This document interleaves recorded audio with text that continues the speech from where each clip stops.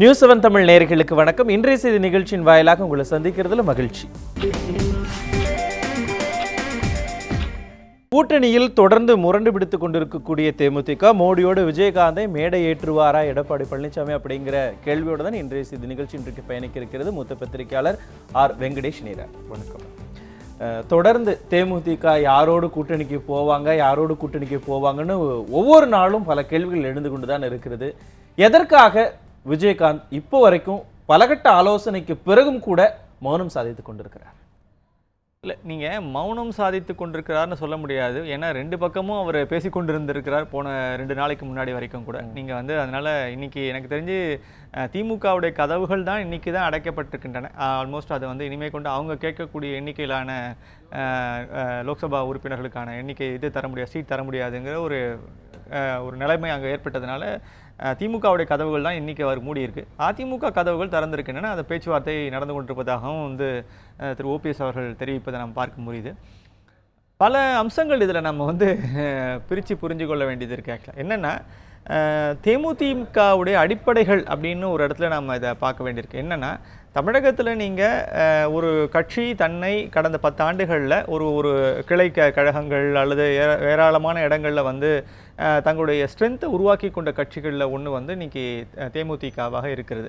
உதாரணமாக இது ஒரு செய்தி. இந்த செய்தி எவ்வளோ தூரம் உண்மைன்றதை நான் வெரிஃபை பண்ணிக்கிட்டு இருக்கேன். என்னென்னா, கிட்டத்தட்ட ஒரு 10,000 கிராமங்களில் அவங்களால ஒரு கொடி நட்டு அங்கே இருக்கக்கூடிய ஒரு கிளைக்கழகங்களை உருவாக்கி இருக்க முடியுது அப்படின்னு ஒன்று சொல்கிறாங்க. அப்படின்னா நிச்சயமாக ஒரு கணிசமான எண்ணிக்கையிலான வாக்குகளை அவர்களால் வைத்து கொண்டிருக்க முடிகிறது அப்படின்னு ஒரு கணக்கு இன்றைக்கி மீண்டும் மீண்டும் மீண்டும் சொல்லப்படுகிறது. ஆனால் நான் 2016 தொகுதியினுடைய கணக்கை வச்சு நான் திருப்பி ஒப்பிட்டு பார்க்கும்போது எனக்கு இந்த கணக்கு ஆச்சரியத்தை தருகிறது. ஏன்னா அன்றைக்கி 104 தொகுதிகளில் அவர் தேமுதிக இந்த கூட்டணியில் அமைச்சு மக்கள் நல கூட்டணியில் இருந்து அவங்க போட்டியிட்டாங்க. கிட்டத்தட்ட பார்த்தீங்கன்னா அவங்க பெற்றிருக்கக்கூடிய மொத்த சதவீதமே பார்த்தீங்கன்னா ஒரு 6-6.5% தான் மக்கள் நல கூட்டணி பெற்றது. அதில் தேமுதிக ஒரு 2% மேலே பெற்றது. ஆக்சுவலாக அந்த சூழ்நிலைக்கும் இன்றைக்கும் இருக்கக்கூடிய வித்தியாசம் என்னன்னு கேட்டிங்கன்னா, அன்றைக்கி திரு விஜயகாந்த் அவர்கள் ஆக்டிவாக பிரச்சாரத்துக்கெலாம் போக முடிஞ்சது. இன்றைக்கி இருக்கக்கூடிய சூழ்நிலையில் அவரால் பிரச்சாரத்துக்கு போக முடியுமான்னு எனக்கு தெரியல.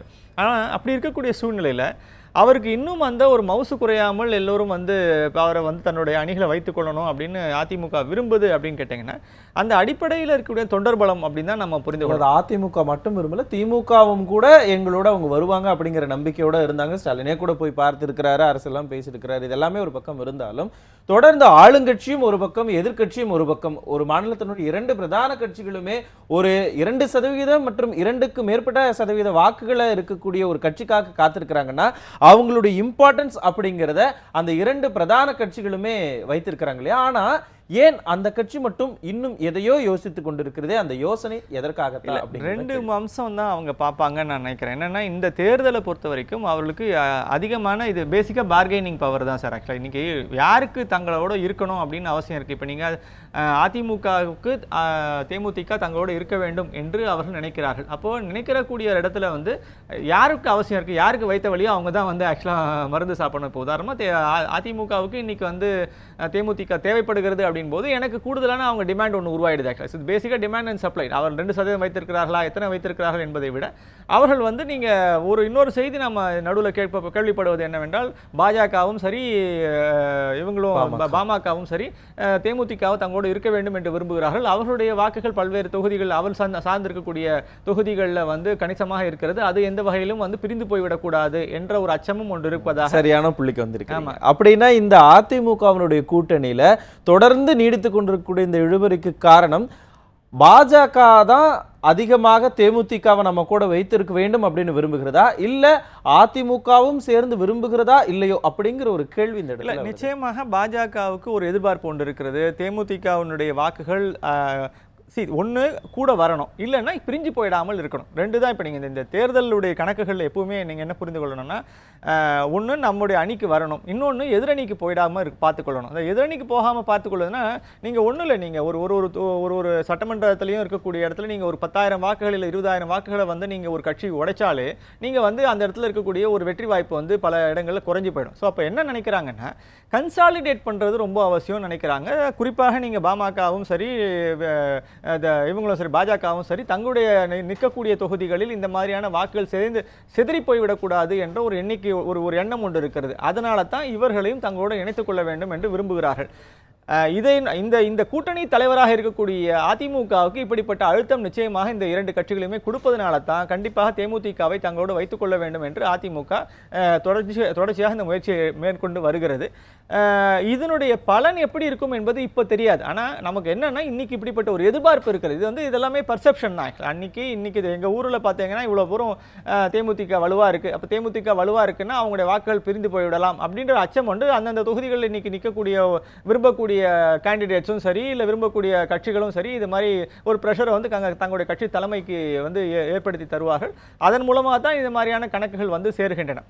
ஆனால் இது எல்லாமே வந்து கடைசியில் எங்கே வருது அப்படின்னு கேட்டிங்கன்னா டிமாண்ட் எவ்வளோ சீட்டு வேணும் அப்படின்னு வரும்பொழுது நீங்கள் சரி உங்கள்கிட்ட இருக்கக்கூடிய 2% 2% இல்லை உங்களுடைய செல்வாக்கு உங்களுடைய இருக்கக்கூடிய கட்சியினுடைய தொண்டர்கள் இவையெல்லாம் எங்களுக்கு ஆதரவாக இருக்க வேண்டும், அது வரைக்கும் சரி. ஆனால் அதற்கு எவ்வளோ தூரம் நீங்கள் டிமாண்டுக்கு ஒத்துக்கணும் அப்படின்னு ஒரு கேள்வி ஒன்று இருக்குது. இப்போ நீங்கள் அவர்கள் வந்து பாமகவுக்கு இணையாக எங்களுக்கு தொகுதிகள் ஒதுக்க வேண்டும்னு முதல்ல பேச்சுவார்த்தை ஆரம்பிக்கும் போது பேசினதாக சொல்லப்பட்டது.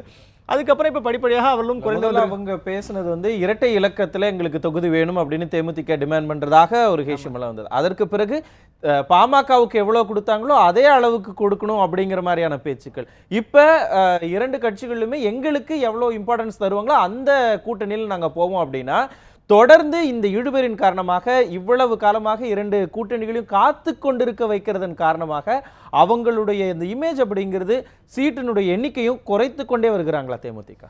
நீங்கள் ஒரு நல்ல வார்த்தை பயன்படுத்துங்க, இமேஜ்னு ஒரு வார்த்தையை பயன்படுத்துறீங்க. அது வந்து இந்த பர்செப்ஷன் கேமில் இது இந்த ஆப்டிக்ஸ்னு இதை சொல்லுவோம். ஆக்சுவலாக என்னென்னா இன்றைக்கி வந்து நீங்கள் இப்படி பாருங்களேன், இது கண்ணெதிரில் நடந்தது. அதாவது முதல்ல வந்து காங்கிரஸ் திமுகவோட போய் சேர்ந்தபோது சடனாக அந்த இடத்துல ஒரு பெரிய ஒரு மலர்ச்சி ஒன்று ஏற்பட்டது. ஆஹா, இது வந்து ஒரு பெரிய வெற்றி கூட்டணி அப்படிங்கிற ஒரு எண்ணம் ஏற்பட்டது. அந்த வெற்றி கூட்டணிக்கான ஒரு இடத்த வந்து அடுத்ததாக அதிமுக என்ன பண்ணிச்சு, பாமகவை தன்னோட சேர்த்து கொண்ட உடனேவே சட்டுன்னு அந்த மாதிரியான ஒரு எண்ணம் வந்து இந்த பக்கம் வந்து மக்கள் மனசில் ஏற்பட்டது. அதாவது இது பாருங்கள் இவங்க வலுவான கூட்டணியாக உருவாக்கி விட்டார்கள் அதிமுக அப்படின்னு இவர்களை பற்றி இருக்கக்கூடிய எண்ணம் உருவாது. இப்போது இது உண்மையாகவே பலமான கூட்டணியா அப்படிங்கிறது மக்கள் கடைசியில் தேர்தலில் வாக்களிக்கும் போது தான் நமக்கு தெரிய போகுது. ஆனால் என்ன தெரியணும்னா இன்னைக்கு ஒரு மக்கள் மனசில் ஒரு இடம் பிடிக்கணும், மக்கள் மனசில் ஒரு எதிர்பார்ப்பை விதைக்க வேண்டும் என்றால் எத்தனை பேரோடு எத்தனை வலுவானவர்களோடு தாங்கள் இணைந்திருக்கிறோம் என்பதை உறுதிப்படுத்துவது. அப்படி பார்க்கும்போது இன்னைக்கு கடைசியாக இருக்கக்கூடிய மிகப்பெரிய ஒரு என்ன சொல்றது ஒரு பகைக்காயாக இருக்கக்கூடியவர் வந்து இன்னைக்கு தேமுதிக தான். அப்போ அவங்கள வந்து யார் தங்களோடு வைத்துக் கொள்கிறோமோ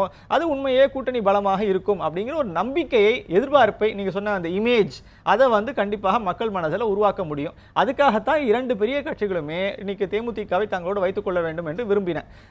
இன்னைக்கு அதே மாதிரி தான் இன்னைக்கு அதிமுக அதற்கான கடுமையான முயற்சியில் இறங்கி இருக்கிறது. என்ன இதில் புரிந்து கொள்ளணும்னா அவர்களுடைய டிமாண்டை இவரால் எவ்வளோ தூரம் வந்து முழுமையாக நிறைவேற்றி தர முடியும் அப்படிங்கிறது தான் இருப்பு. இப்போ கடைசியாக நம்ம கேட்ட பிறகு பார்த்தீங்கன்னா 4 லோக்சபா தொகுதியும் ஒரு ராஜ்யசபா தொகுதியும் அப்படின்னு ஒன்று பேச்சு இருக்குது. அல்ல 5+1 ஏதோ ஒன்று வகையில் இந்த கணக்கு. இது இல்லாமல் இப்போ அவர்கள் வந்து இன்னும் இடங்கள் வந்து சட்டமன்ற 21 சட்டமன்ற தொகுதியிலையும் வந்து அவங்க ஒரு 4 தொகுதி கேட்பதாக ஒரு செய்தி இருக்கிறது. அதே மாதிரி உள்ளாட்சி தேர்தல்களிலும் வந்து ஒரு 2 மேயருக்கான போஸ்ட்டுகள் அவர்கள் கேட்பதாக ஒரு செய்தி இருக்கிறது.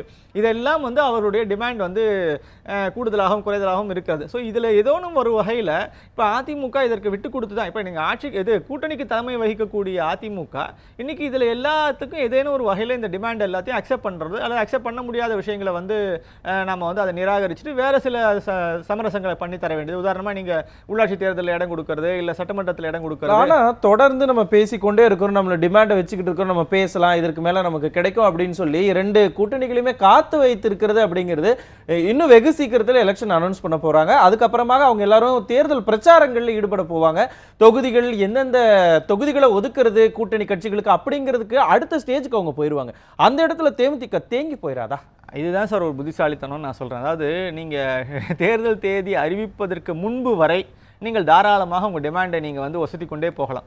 ஒன்ஸ் நீங்கள் தேர்தல் தேர்வி அறிவிக்கப்பட்டு நீங்கள் வந்து அதுக்குள்ளே கூட்டணி அமையலைன்னா உண்மையிலேயே நஷ்டம் வந்து அன்றைக்கி தேமுதிகவுக்கு தான். அந்த அந்த பயமும் நிச்சயமாக தேமுதிகவுக்கு இருக்கும். அதாவது தங்களை இந்த மாதிரியான ஒரு கூட்டணியில் இணைத்துக் கொள்ளாமல் போனால் நீங்கள் வந்து இணைத்துக் கொள்வதனால் தேமுதிகவுக்கும் இருக்கக்கூடிய பலனை கண்டிப்பாக தேமுதிக புரிந்து கொண்டிருக்கும். அப்போ அந்த இடத்துல இருக்கக்கூடிய இது வந்து தேமுதிக மட்டும்தான் வந்து ஓட் பேங்கை வந்து அதிமுகவுக்கு கொண்டு வந்து சேர்க்க போறதில்லை. அவர்கள் நிற்கக்கூடிய தொகுதிகளில் 5ஓ 4ஓ எத்தனை நிற்கிறார்களோ அந்த இடத்துல அதிமுகவுடைய ஓட்டும் வந்து நிச்சயமாக நீங்கள் தேமுதிகவுடைய வேட்பாளருக்கு போய் சேர வேண்டும் என்ற ஒரு தேவை ஒன்று இருக்கிறது. அப்படின்னா இது வந்து ஒரு ஒரு இந்த பரிமாற்றம் நடந்துதான் தீர வேண்டும். இந்த வாக்குகள் வந்து மாற்றங்கள் நடைபெற்றுத்தான் தீர வேண்டும். அப்போ இந்த மாதிரியான ஒரு கூட்டணி அமையாமல் போனால் தேமுதிகவுக்கும் ஒரு இழப்பு ஏற்பட்டுவிடும் என்ற அச்சம் நிச்சயமாக தேமுதிகவுக்கு இருக்கும். ஆனால் முடிந்தவரை கடைசி வரை அதை இழுத்தடித்து அவர்களுடைய ஒரு அதிகபட்ச ஒரு வாய்ப்பை பெற்றுவிட வேண்டும் என்று தேமுதிக விரும்புவதாகத்தான் நான் இதை புரிந்து கொள்கிறேன். இது ஒரு தேர்தல் உத்தி. அதை வந்து அந்த பார்கெனிங் பவர் அப்படின்னு ஒன்று சொல்லுவோம். அந்த பார்கெனிங் ஸ்ட்ரக்சர்ல இன்னைக்கு அது நடந்து கொண்டிருக்கிறது. நான் எவ்வளவு தூரம் உங்களால் அதிகமாக தர முடியுமோ, ஏன்னா இன்றைக்கு நீங்கள் அதிமுகவிடம் அதிகபட்சம் பெறுவது ஒன்றுதான் அவருக்கு இருக்கக்கூடிய பெரிய வாய்ப்பே தவிர, ஏனென்றால் நீங்கள் தேர்தல் முடிந்த பின்னர் இப்போ நீங்கள் வந்து பார்லிமெண்ட் தேர்தல் முடிந்து போச்சுன்னு வச்சுக்கோங்க, அதுக்கப்புறம் நீங்கள் அடுத்து வரக்கூடிய சட்டமன்ற தேர்தல் தான். சட்டமன்ற தேர்தலுக்குள்ள நீங்கள் இதே விதமான கூட்டணிகள் இருக்குமா? அன்னைக்கு இதே மாதிரியான ஒரு எதிர்பார்ப்புகள் ரெண்டு மாதிரியான சூழல் இருக்குமா, இதே மாதிரியான டிமாண்ட் இருக்குமா அப்படிங்கிறதும் இருக்காது, நமக்கு தெரியாது. அன்னைக்கு புது பிளேயர்ஸ் யாராவது வரலாம், இல்ல பழைய பிளேயர்ஸ் இன்னும் ரொம்ப ஸ்ட்ராங்கா ஆகலாம். இன்னைக்கு இருக்கக்கூடிய நாளைக்கு ஜெயிச்சு வரக்கூடியவங்க இன்னும் வந்து வலுவானவர்களாக மாறிவிடலாம்.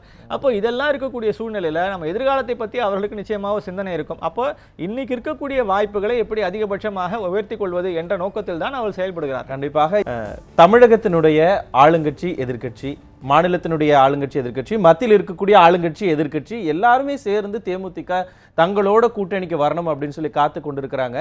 ஆனாலும் கூட தேமுதிக இன்னும் தயங்கி கொண்டு இருக்கிறது. அப்படின்னா ஒருவேளை தமிழகத்தில் அதிமுகவினுடைய அந்த கூட்டணியில் தேமுதிக போறதுக்கு அதிக அளவு வாய்ப்புகள் இருக்குன்னு பேசப்படுறத வெளியிலிருந்து பார்க்கும் பொழுது அதிமுக பாமக கூட்டணி உருவானது, அதிமுக பாஜக பாமக கூட்டணி உருவானதனுடைய விமர்சனங்களால இன்னும் தயங்கி கொண்டிருக்கிறாரா விஜயகாந்த்? இல்லை, அதாவது நீங்கள் அவருடைய விமர்சனம் அப்படிங்கிறத விட அவருடைய ஒரு பார்வையில் எப்படி பாருங்களேன், அது வந்து தேமுதிகவுக்கு இது பாமகவுக்கு இணையாக தன்னை கட்சியுடைய ஒரு செல்வாக்கை வந்து திரு விஜயகாந்த் அவர்கள் கருதுகிறார்கள். ஆக்சுவலாக இப்போ நீங்கள் தமிழகத்தை பொறுத்தவரை நீங்கள் வட மாவட்டங்களில் எப்படி வந்து பாமக வந்து செல்வாக்கோடு இருக்கிறதோ அதே மாதிரி தனக்கும் அந்த பகுதிகளில் செல்வாக்கு இருக்கிறது, தனக்கும் அந்த அளவுக்கு வாக்குகள் இருக்கின்றன. அது மட்டும் அல்லாமல் தமிழகம் எங்கும் தனக்கான ஒரு கிளைக்கழகங்கள் இருக்கின்றன அப்படின்னு நினைக்கும்போது அவர் என்ன நினைக்கிறார்னா, தன்னுடைய ஒரு செல்வாக்குக்கு குறைவாக நிச்சயமாக தாங்கள் இடங்கள் பெறக்கூடாது. அது வந்து கண்டிப்பாக ஒரு இப்போ நீங்கள் அவர் விரும்பக்கூடிய அதே மாதிரியான 7 சீட்டு இதெல்லாம் வந்து அவர் பெறணும்னு அவர் விரும்புகிறார்.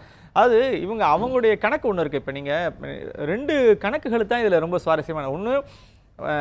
தேமுதிக தங்களுடைய செல்வாக்கு இருப்பதாக நினைத்து கொண்டிருக்கக்கூடிய அளவுக்கான வாக்குகள் அது ஒரு கொண்டிருப்பதாக. ஆமா, ஏன்னா இது வந்து நிச்சயமா 2016 கணக்கு எடுத்தாங்கன்னா அந்த அளவுக்கு இல்லை. ஆனா நீங்க 2014 அதுக்கு முன்னாடி 2016 கணக்கு எந்த கட்சிகளுமே இந்த சூழலை எடுத்து பார்க்க மாட்டேங்கிறாங்க. அப்போ ஒன்று 2014, சரி 2014 அப்புறம் வந்து 2011. இப்போ இந்த கணக்குகள் எல்லாம் பார்த்தீங்கன்னா நீங்கள் அவர் சொல்லக்கூடிய பழைய 8% இல்லை 10%, 11% இதெல்லாம் அவருக்கு இருப்பதாக நீங்கள் வந்து தேமுதிக ஒரு கணக்கோடு இருக்கிறது.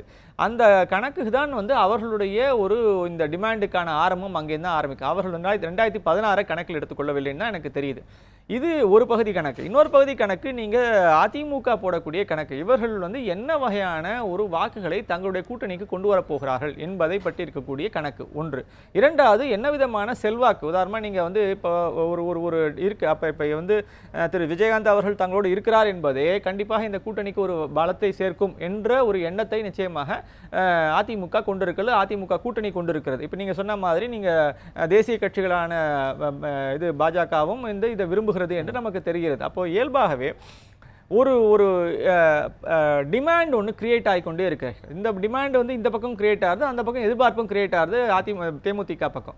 அவர்களும் தங்களை விற்கக்கூடிய தங்களையும் வந்து எந்த வகையிலையும் அண்டர் செல் பண்ணிடக்கூடாதுன்னு அவங்க விரும்புறாங்க. அதுக்கு ஒரு சின்ன உதாரணம் நான் சொல்றேன். தொடர்ந்து வந்து தேமுதிகவினுடைய பலம் அப்படிங்கிறது வட மாவட்டங்கள்ல அப்படின்னு தான் நம்ம பேசிக்கொண்டிருக்கிறோம். ஆனா நேற்றுக்கு தேமுதிகவில இருந்து என்ன சொல்லியிருக்கிறாங்கன்னா, விஜய பிரபாகரன் வந்து தேனியில போட்டியிடுவதற்காக நாங்கள் எல்லாம் விருப்பம் தெரிவிக்கிறோம் அப்படின்னு சொல்லி அவங்களுடைய நிர்வாகிகள் எல்லாம் சொல்லியிருக்கிறாங்க. அப்படிங்கும் பொழுது தமிழகம் முழுக்க பரவலாக திமுகவுக்காக எங்களுக்கு வந்து ஆதரவு, மக்களுடைய ஆதரவு இருக்கு அப்படிங்கறத அவங்க தொடர்ந்து எஸ்டாப்ளிஷ் பண்ணிட்டு இருக்காங்களா? ஆமா ஆமா, அதுதான் உண்மை. இப்போ நான் என்ன சொல்றேன், அந்த மாதிரி தங்களுக்கு வந்து ஒரு பல்வேறு இடங்களில் ஆதரவு இருக்கு, பல்வேறு பகுதிகளில் எங்களுக்கு வந்து நாங்கள் எங்களுடைய கட்சியினுடைய உள்கட்டமைப்பை நாங்கள் வளர்த்து கொண்டிருக்கிறோம், அதனால தைரியமாக எங்களால் வந்து போட்டியிடுவதற்கான வாய்ப்பு இருக்கிறது அப்படிங்க. இன்னொரு இதில் முக்கியமானது, நான் எப்பவுமே சொல்லுவேன், இந்த அண்டர் செல் பண்ணிடக்கூடாதுன்னு எப்பவுமே விரும்புவாங்க. அதாவது எனக்கு இவ்வளவு செல்வாக்கு இருக்கிறது, நான் என்னுடைய செல்வாக்கை நான் வந்து உங்களுடைய அணிக்கு கொண்டு வந்து தரும்பொழுது எனக்கு உரிய மரியாதை நீங்கள் அளிக்க வேண்டும். அளிக்காது போகுமானால் என்ன ஆகும்னா, அப்ப நான் என்னுடைய மதிப்பை குறைத்து கொண்டு நான் உங்களோட வந்து இணைந்து கொள்ள தயாராக இல்லை என்றுதான் அதுக்கு பொருள்.